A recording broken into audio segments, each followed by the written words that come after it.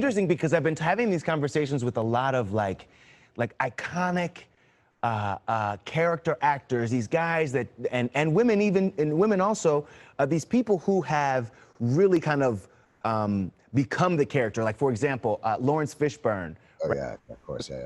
About roles in the past that he'd gone up for and didn't get. He talked to me about Jules from what is the movie with John Travolta, written by Quentin Tarantino. Why can't I think of the Oh name? yeah, of course. Pulp Fiction, of course. Yeah, yeah. That he was actually the one, that role was written for him. Oh wow, I did not know that. Right? Crazy. And so I wonder for you, did you ever go up for Dawson's Creek? Did you ever audition for any of the roles in that show? You know, I did for once for Dawson's Creek, but the thing that really gets me is I auditioned like 7 times for Sex and the City and never got it once.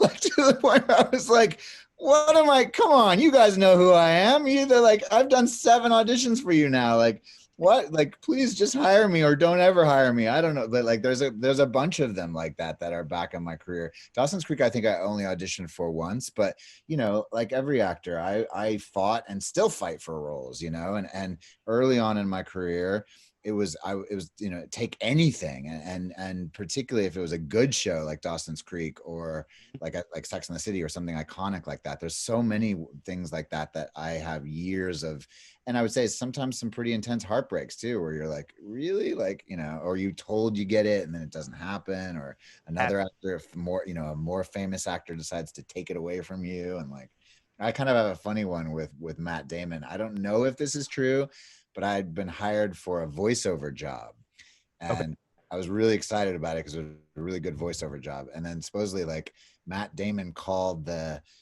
owner of the company and was like, I'll do it. And they were like, oh, really? Okay, well, sorry, Josh. And I was like, wait, Matt, come on, man. Like, That's hilarious. You know we're gonna go try to find out what this voiceover was, right?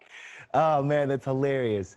It's funny because you talk about being earlier in your career and choosing roles. There is one that really sticks out. I mean, even now people are talking about it. Glory Road, you know, with the desire for sports to come back and that kind of thing. We were with you. I don't know if you remember this, but we I absolutely remember when you guys were with us. really? Yeah, Seattle, absolutely.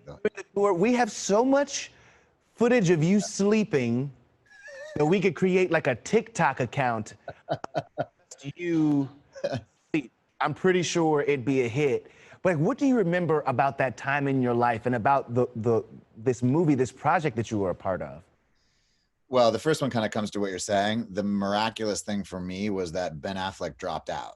I mean, that's really the truth of the matter. Like, I was like, oh my God. And they said, look, Ben Affleck just dropped out of this movie. You have like a couple weeks to get ready. And I was like, are you kidding me? This movie is amazing. Like this, it's like such a great story. It was Jerry Bruckheimer. It was, you know, it was already John Voight. They'd already found a bunch of the actors like Derek Luke and all these people. So it was already underway.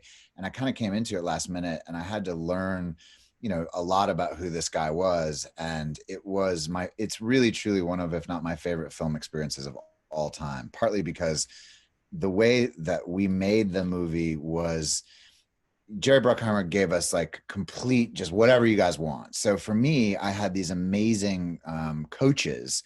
I had Tim Floyd, who's, you know, the ex-coach of the Chicago Bulls. I had Don Haskins himself, the real guy. And I also had Pat Riley as my technical advisors who were there with me every day, to the point that I started to get angry at them. I was like, look, guys, I'm not an actual basketball coach. I'm an actor. Here. Crazy. When you think about the experiences that you've had, and there are women standing on our stage, 2 in particular, who are saying to me,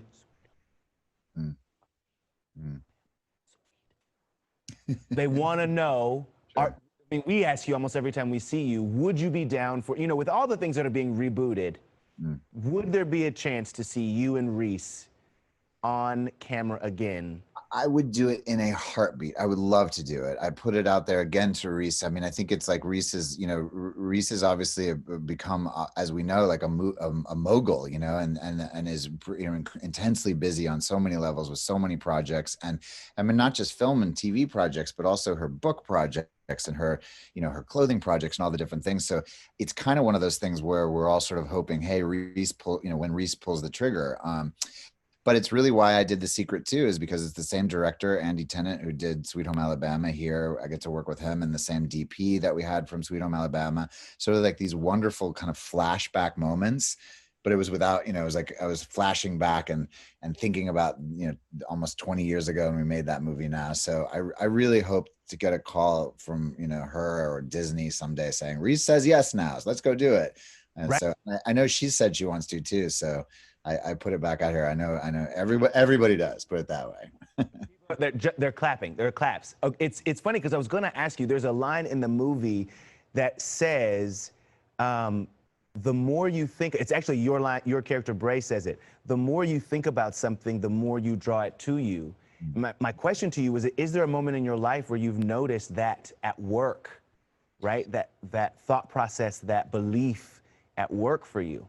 I can tell you, I notice it almost on a daily basis, and I can tell you to the point where I notice when I don't do it too. That's part of it, and I notice when I'm feeding myself dark thoughts, like whether it's just watching too much news or too much social media or whatever, that I can feel how the power of the positive work sort of dissipates, right? And it's something that, like I say, whether you do it through prayer, whether you do it through meditation, whether you do it through The Secret, whatever it may be, I think there are so many ways that you can draw good things to you, the same way I think the other direction as well. So, and Glory Road is a big one, where I was at a point in my career where I was really searching for that kind of role in that kind of movie.